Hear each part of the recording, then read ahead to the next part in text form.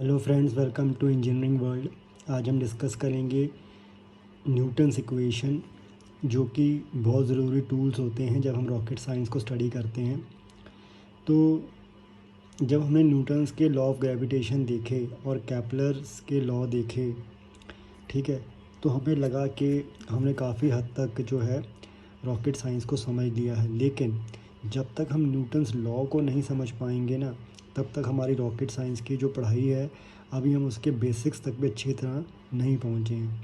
ठीक है, तो वीडियो शुरू करने से पहले मेरी आप लोगों से गुजारिश है कि अगर आप लोगों ने अभी तक मेरे चैनल को सब्सक्राइब नहीं किया है तो आप जाकर इसे सब्सक्राइब कर लीजिए, ताकि फ्यूचर में आने वाली मेरी वीडियोज़ आपको टाइम पर मिलती रहें।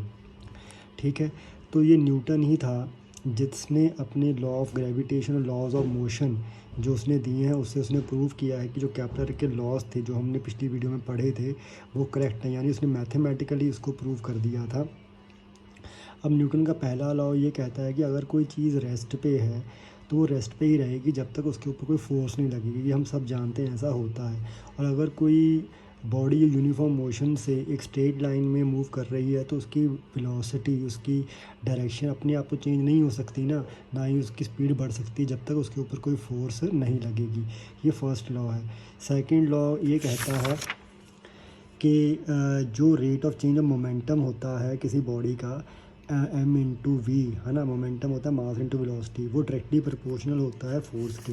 यानी rate of change of momentum है dp/dt, rate of change of momentum is directly proportional to force. जितना फोर्स लगेगा उतना मोमेंटम उसका चेंज होगा। और यहाँ से हम ये लॉ छोटी क्लासों में ड्राइव करते हैं, F=ma। न्यूटन का थर्ड लॉ ये कहता है कि every action has equal and opposite reaction. जैसे रॉकेट में से गैसेस जो है वो नीचे को जाती हैं तो उसके फोर्स से एस्केप गैसेस से वो जो रिएक्शन होता है उससे रॉकेट ऊपर को जाता है। ठीक है, आगे है total energy of satellite orbiting the earth is given by. हम जानते हैं कि जो एलिप्टिकल ऑर्बिट में सैटेलाइट या सर्कुलर ऑर्बिट में घूम रहा होता है उसकी जो एनर्जी होती है वो ये होती है total energy, kinetic energy plus potential energy. ठीक है, ये हम मैकेनिकल एनर्जी इक्वेशन भी कह सकते हैं, because it is the total mechanical energy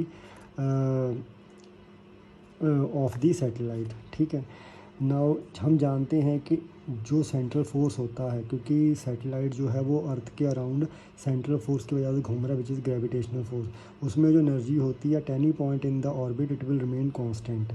ये सेंट्रल फोर्स की प्रॉपर्टी है। ठीक है, तो ये एनर्जी है ये कांस्टेंट रहेगी at any 2 points in the orbit. तो हमने 2 पॉइंट ले लिए हैं, एक जगह हमने v1 लिया है, r1 लिया, कि हमने v2 लिया और r2 लिया, इन दोनों इक्वेशंस को आपस में बराबर। फिर हमने यहाँ पर दोनों इक्वेशंस को इक्वेट कर दिया, कॉमन जो टर्म्स थी उन्हें कैंसिल आउट कर दिया कॉमन निकालने के बाद। फिर हमारे पास एक रिज़ल्ट होता है ये वाला। ठीक है, कि आर जो होता है, जो रेडियस वेक्टर होता है सैटेलाइट का जो अपने ऑर्बिट में घूम रहा है, उसका रिलेशन, ठीक है, मेजर जो लेंथ होती है, ठीक है, वो सेमी मेजर एक्सिस की। ठीक है, और यहाँ पे सेंट्रिसिटी है, ये थीटा जो होता है, जो रेडियस वेक्टर, जैसे ये मान लीजिए प्लैनेट है, ये सैटेलाइट है, ये उसका रेडियस वेक्टर है। ठीक है, उसकी पहले पोजीशन यहाँ पर एक मिनट, यहाँ पर एक फोकस पे मेरा प्लैनेट है, अर्थ है, ये ऑर्बिट है मान लीजिए सैटेलाइट का। ठीक है, ये उसका रेडियस वेक्टर है, ये मेरी मेजर एक्सिस है, ये मेरा जो एंगल होगा आर जो बनाएगा इस मेजर एक्सिस के साथ, इसे हम थीटा कहते हैं। ठीक है, ये मैंने पिछली वीडियो में आपको समझाया भी था, हम ट्रू एनोमली कहते हैं। ठीक है, तो ये है, तो ये रिलेशन देता है हमें। ठीक है, अगर r = rp के बराबर होगा, ऑब्वियसली rp यही होगा, पेरी एक्सिस छोटा डिस्टेंस, अगर सैटेलाइट यहाँ पर है, जब r rp के बराबर हो जाएगा थीटा 0 हो जाएगा ऑब्वियसली। ठीक है, तो जब मैं यहाँ पुट करूँगा इसे a² - b² a - b a + b करूँगा तो ये आ जाएगा rp = a1 - c। ठीक है, फिर उसके बाद क्या करना है, velocity of the satellite at the peri axis is. ठीक है, अब हमारे पास जो वेलोसिटी होती है सैटेलाइट की पेरी एक्सिस पे, वो ये होती है gm earth mass of earth a 1 + e 1 - e। ठीक है, तो ये दो रिलेशन हमें याद रखने हैं, एक तो वेलोसिटी ऑफ सैटेलाइट एट पेरिप्सिस और एक ये। अब करना क्या है, यहाँ पर तो चलो 1 पॉइंट है, ठीक है। यहाँ पर मैंने पेरिप्सिस मान लेना है, यानी ये आरपी मान लेना है और यहाँ वेलोसिटी एट पेरिप्सिस, ठीक है। तो मैंने क्या करना है, एक तो यहाँ पर वेलोसिटी ऑफ पेरिप्सिस भर देनी है, यहाँ पर ये भर दी, ठीक है। स्केयर था वो रूट कट जाएगा, और नीचे यहाँ पर आरपी मानकर मैंने यहाँ ये भर देना है, ठीक है। तो उसके बाद सिंप्लीफाई करने के बाद, ठीक है, इस तरफ कुछ कॉमन टर्म्स निकालने के बाद, जैसे A1 माइनस E कॉमन आ रहा है, फिर GM दोनों में कॉमन आ रहा है, GM अर्थ का है ये, ठीक है। तो ये कुछ आ जाएगा, फिर इसको इंडिविजुअली डिवाइड करूँगा तो ये आ जाएगा। फिर उसके बाद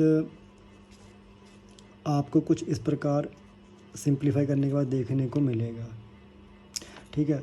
अब इसको उस तरफ लेके आऊँगा, ठीक है, तो फाइनली आपका ये रिज़ल्ट आ जाएगा, ठीक है। हम इसको न्यू पुट कर देंगे बिकॉज ये कांस्टेंट है, ग्रेविटेशनल कांस्टेंट और मास ऑफ अर्थ, ठीक है। तो ये जो वेलोसिटी है ना, ये हमें वेलोसिटी किसकी मिली है, सैटेलाइट की, at any point r in its orbit, ठीक है। तो इस प्रकार हम उसकी जो वेलोसिटी है वो कैलकुलेट कर सकते हैं, ठीक है। अब ये जो इक्वेशन है ये कोनिक सेक्शन की भी है।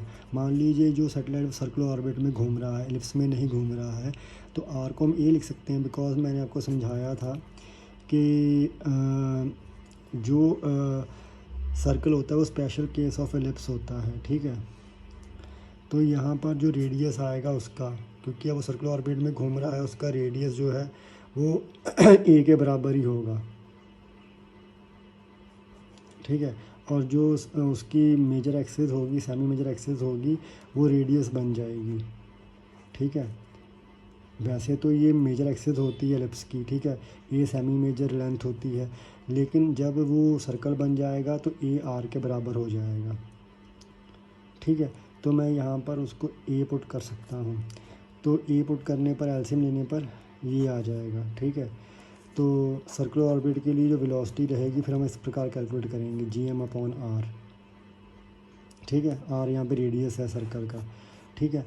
अब मान लीजिए जो ऑर्बिट है वो एलिप्टिकल है, ठीक है, और उसका जो एपोएप्सिस है वो इन्फिनिटी पे है, यानी कि ये अर्थ है, ये पेरिप्सिस है और ये एपोएप्सिस है।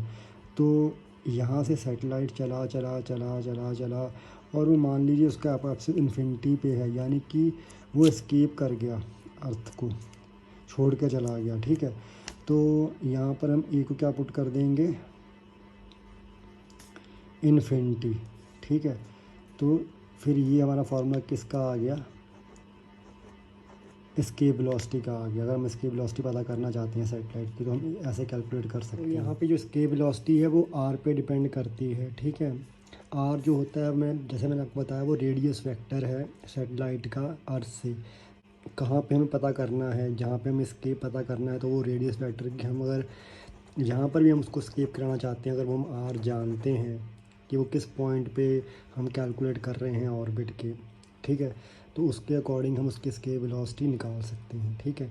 तो ये कुछ टूल्स हैं जो ज़रूरी होते हैं अगर आप रॉकेट साइंस में मास्टरी हासिल करना चाहते हैं। तो न्यूटन के लॉज भी आपको आने चाहिए, केप्लर के लॉज भी आने चाहिए, यूनिवर्सल लॉ ऑफ ग्रेविटेशन भी आपको पता होना चाहिए, ठीक है।